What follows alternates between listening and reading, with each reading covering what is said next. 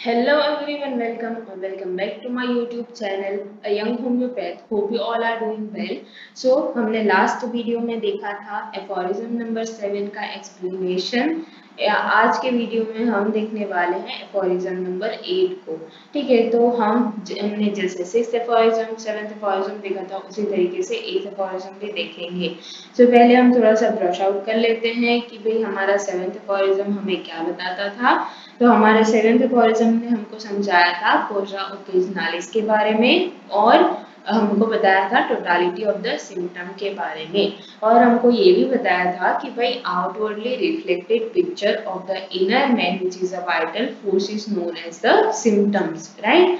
और हमको ये भी बताया था कि सिम्टम्स के ऊपर से हमें रेमेडी मिल सकती है, राइट। ओके, सो सबसे पहले इस एफोरिज्म के अंदर क्या लिखा गया है, it is not conceivable nor can be proved by any experience in the world. ठीक है, तो यहाँ पर क्या लिखा है उन्होंने कि ये कन्विंस करने की भी बात नहीं है या फिर तो ये बात ऐसी भी नहीं है कि पूरी दुनिया में इसको कोई एक्सपीरियंस से प्रूव कर पाए। ठीक है, तो ये क्या बात है वो हम आगे देखेंगे। ठीक है, तो ये है and that after removal of, तो ये बात क्या है कि after removal of all the symptom of the disease and of the entire collection of the perceptual phenomena, that means कि after removal of all the symptoms. ठीक है, हमने पहले जो साथ में एफोरिज्म था उसके अंदर क्या देखा था कि भाई जो सिम्टम्स हैं वो हमको क्या दिखाते हैं,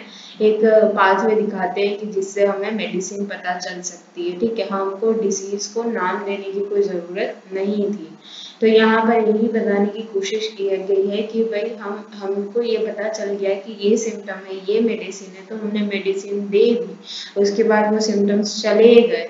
ठीक है, तो क्या होगा, देयर शुड और could remain anything else beside the health. That means कि अगर सारे सिम्टम्स चले जाते हैं, अगर सारे सिम्टम्स रिमूव हो जाते हैं तो लास्ट में हमारे पास क्या बचेगा, ओनली हेल्थ बचेगी। or that the morbid alternation in the anterior could remain unerected। that means कि जो हमारा morbid alternation हुआ था, morbid मतलब abnormal alternation हुआ था जो हमारी बॉडी के अंदर, और वो वापस से कैसा हो जाएगा, अनएरिडिकेटेड। एरिडिकेटेड का मतलब क्या होता है, उसको कुछ अलग फॉर्म हो जाना, लेकिन अनएरिडिकेटेड मतलब कि वापस से जो पहले था वैसा हो जाना। तो हमको डिजीज हो जाती है, उसके बाद अगर हम डिजीज को क्योर कर लेते हैं तो हम वापस से कौन से स्टेज में आ जाएंगे, हेल्थ वाले स्टेज में आ जाएंगे। ठीक है, तो यहाँ पर यही बताया गया है कि अगर हम सिम्टम्स को रिमूव कर देंगे तो लास्टली हमारे पास जो चीज बचेगी वो हेल्थ ही होगी। दैट मीन्स कि सिम्टम को रिमूव करना is equal to cure.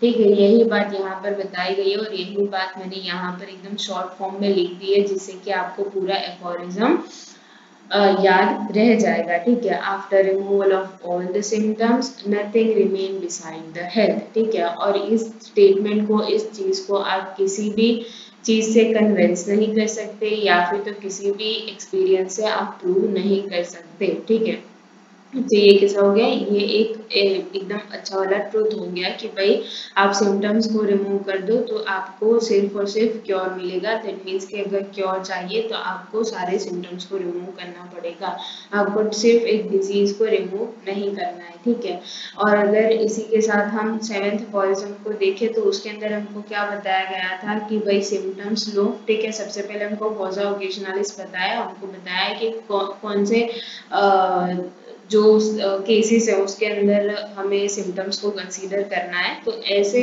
Cases जिसके अंदर कोई मेंटेनिंग और एक्साइटिंग कॉज नहीं है, तो वैसे केसेस के अंदर हमको क्या देखना है, सिर्फ सिम्टम्स को ध्यान में रखना है और symptom alone can be give the remedy. ठीक है, यही एक लाइन थी उसके अंदर कि भाई सिम्टम ही सिर्फ हमको रेमेडी दिखा सकते हैं और उनके बीच में हमारे पास था TOS, दैट मीन्स की टोटालिटी ऑफ द सिम्टम। और उसके साथ ही हमने ये देखा था कि टोटालिटी ऑफ सिम्टम भी एक ऑर्डर में होना चाहिए, जैसा ऑर्डर की हमारी मटीरिया मेडिका में सारी मेडिसिन लिखी गई है। ठीक है, तो उसी तरीके से अगर हमने रेमेडी चूज कर ली और उसके बाद वो रेमेडी हमने दी, वो रेमेडी ने एक्शन दिखाया और वो रेमेडी की वजह से सारे सिम्टम्स चले गए, ठीक है, बिकॉज कि at the end of the time हमने सिम्टम से ही शुरू किया था। तो अगर हम रेमेडी देते हैं तो सिम्टम ही रिमूव होंगे, राइट।